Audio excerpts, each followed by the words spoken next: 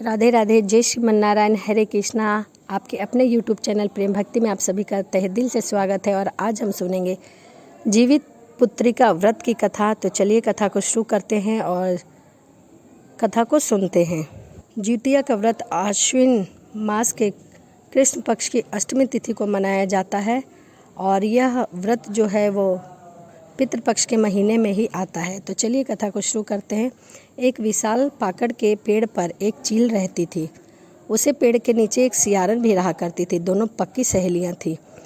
दोनों ने कुछ महिलाओं को देकर जितिया व्रत करने का संकल्प लिया और भगवान श्री जीवित वाहन की पूजा की और व्रत करने का प्रण लिया। लेकिन जिस दिन दोनों को व्रत रखना था उसी दिन शहर के एक बड़े व्यापारी की मृत्यु हो गई और उसके दाह संस्कार में सियारनी को भूख लगने लगी। मुर्दा देखकर वह खुद को रोक न सकी और उसका व्रत टूट गया। पर चील ने संयम रखा और नियम और श्राद्ध के अगले दिन व्रत का पालन किया।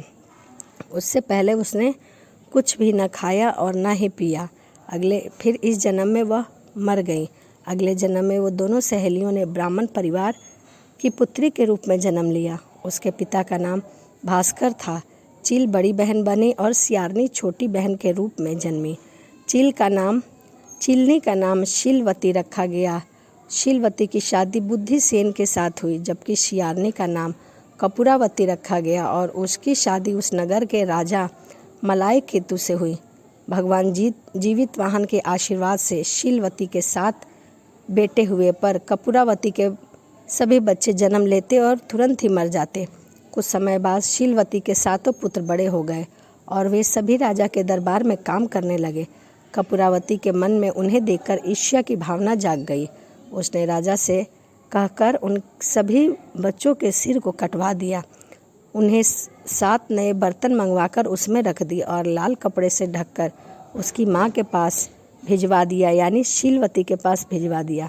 यह देखकर भगवान जीतवाहन ने मिट्टी से 7 भाइयों के सिर बनाए और सभी के सिरों को उसके धड़ से जोड़कर उस पर अमृत छिड़क दिया, जिससे वह फिर जीवित हो गए। 7 युवक जिंदा हो गए और अपने अपने घर लौट गए। जो कटे सिर रानी ने भेजे थे वो बहुत सारे गहने हीरे मोती बन गए। दूसरी ओर रानी कपूरावती बुद्धिसेन के घर से सूचना पाने को व्याकुल थी। जब काफ़ी देर सूचना नहीं आई तो कपूरावती स्वयं बड़ी बहन के घर गई और सबको जिंदा देखकर वह सन्न की सन्न रह गई। उसके तो होश ही उड़ गए। बहन को उसकी सारी बातें बताई। तब उसने अपनी गलती पर पछतावा हो रहा था। भगवान जीवित वाहन की कृपा से शीलवती को पूर्व जन्म की बातें याद आ गई और वह कपूरावती को लेकर उसी पाकड़ के पेड़ के पास गई और उसे सारी बातें सुनाई। कपूरावती बेहोश हो गई और मर गई। जब राजा को इसकी खबर मिली तो उन्होंने उसी जगह पर जाकर पाकड़ के पेड़ के नीचे कपूरावती का दाह संस्कार कर दिया। आइए सुनते हैं कथा नंबर 2, जीवित पुत्रिका की कथा नंबर 2। गंधर्वों के राजकुमार का नाम जीवित वाहन था। वह बड़े उद्धार और परोपकारी थे। जीवित वाहन के पिता ने वृद्ध अवस्था में वन प्रस्थान आश्रम में जाते समय इनको राज सिंहासन पर बैठाया, किंतु इनका मन राजपाट में नहीं लगता था। वह राज्य का भार अपने भाइयों को छोड़कर स्वयं वन में पिता की सेवा के लिए चल पड़े। वन में ही जीवित वाहन का मल्यावंती नामक राजकन्या से भेंट हुआ और दोनों में प्रेम हो गया।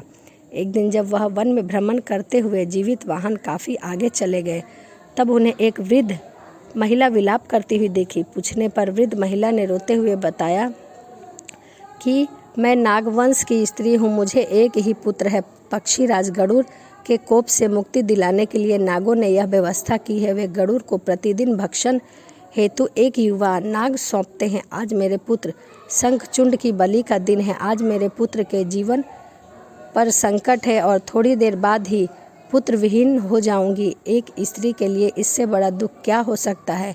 उसके जीते जी उसका पुत्र मर जाए। जीवित वाहन को यह सुनकर बहुत दुख हुआ। उन्होंने उस वृद्ध को आश्वासन देते हुए कहा, तुम डरो मत, मैं तुम्हारी पुत्र की प्राणों की रक्षा करूंगा। आज उसके स्थान पर मैं स्वयं जाऊंगा। आपको उसके लाल कपड़े में ढककर शिला पर लेटाऊंगा ताकि गरुड़ मुझे खा जाए पर तुम्हारा पुत्र बच जाए। इतना कहकर जीवित वाहन ने शंखचूड़ के हाथ में लाल कपड़े ले लिया और उसे लपेटकर गरुड़ को बलि देने के लिए चुनी गई वध शिला पर लेट गए। नियम समय पर गरुड़ बड़े वेग में आए और वो लाल कपड़े से ढके जीवित वाहन को पंजे में दबोचकर पहाड़ के शिखर पर जाकर बैठ गए। गरुड़ ने अपनी कठोर चोक का प्रहार किया और जीवित वाहन के शरीर के मांस का बड़ा हिस्सा नोच लिया।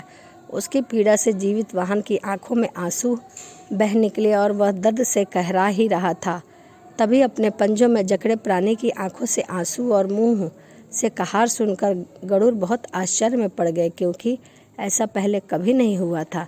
उन्होंने जीवित वाहन से उनका परिचय पूछा। जीवित वाहन ने सारा किस्सा कह सुनाया, कैसे एक स्त्री के पुत्र की रक्षा के लिए उन्होंने अपने प्राण को दिए हैं ताकि गरुड़ उसे खाकर अपनी भूख शांत कर सके। गरुड़ उनकी बहादुरी और दूसरे प्राण रक्षा के लिए स्वयं का बलिदान देने की हिम्मत से बहुत प्रभावशाली हुए।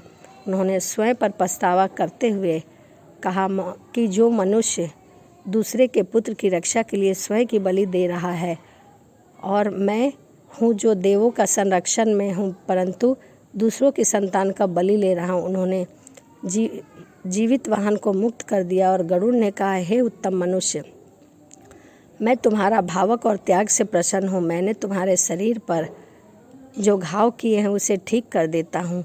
तुम अपनी प्रसन्नता के लिए मुझसे कोई वरदान मांगो। राजा जीवित वाहन ने कहा कि हे पक्षीराज, आप तो सर्वसमर्थन हैं। यदि आप प्रसन्न हैं तो और मुझे वरदान देना चाहते हैं तो आप सर्पों को अपना आहार बनाना छोड़ दें। आपके अब तक जितने भी बच्चे को खाए हैं उन्हें जीवन प्रदान करें। गरुड़ ने सबको जीवन दे दिया और नागों की बलि लेना भी छोड़ दिया। इस प्रकार जीवित वाहन के साहस से नाग जाति की रक्षा हुई। गरुड़ ने कहा, तुम्हारी जैसी इच्छा है वैसा ही होगा। हे राजा, जो स्त्री तुम्हारे इस बलिदान की कथा सुनेगी और विधि पूर्वक व्रत का पालन करेगी, उसकी संतान मृत्यु के मुख से भी निकल कर आ जाएगी। उस संतान की मृत्यु नहीं होगी। तभी से पुत्र की रक्षा हेतु जीमूत वाहन की रक्षा की प्रथा शुरू हो गई। यह कथा कैलाश पर्वत पर भगवान शंकर ने माता पार्वती को सुनाई थी। जीवित पुत्रिका के दिन भगवान श्री गणेश, माता पार्वती और शिव जी की पूजा एवं ध्यान के बाद इस कथा को अवश्य सुननी चाहिए। तो यह जीवित पुत्रिका की कथा थी। तो चलिए इसी के साथ वीडियो को समाप्त करते हैं और मिलते हैं अगली वीडियो में। यदि आपको वीडियो अच्छी लगी हो तो प्लीज़ कमेंट करिए। तो चलिए मिलते हैं अगली वीडियो में। राधे राधे, जय श्रीमन नारायण, हरे कृष्णा।